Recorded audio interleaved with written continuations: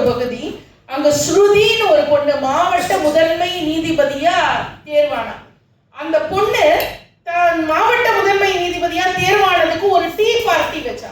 அந்த tea பார்ட்டியில tea விநியோகம் பண்ணிட்டு இருந்தவர் தான் அந்த பெண்ணுடைய அப்பா. அந்த இடத்துல இருந்து அந்த பொண்ணு மேல ஒரு இடத்துக்கு வர்றதுக்கு பல போராட்டங்களை தாண்டி தான் வர வேண்டி இருந்தது. அதுவும் இல்லாம லலிதா பரமேஸ்வரின்னு ஒரு பொண்ணு மயிலாடுதுறையில ஆட்சியாளரா இருக்காங்க.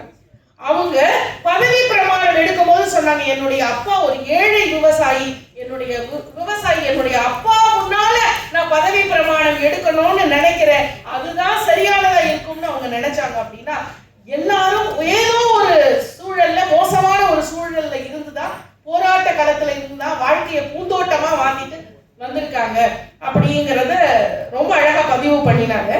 இப்போ இல்ல, எனக்கு வாழ்க்கை பூந்தோட்டமே என்று பேசுவதற்காக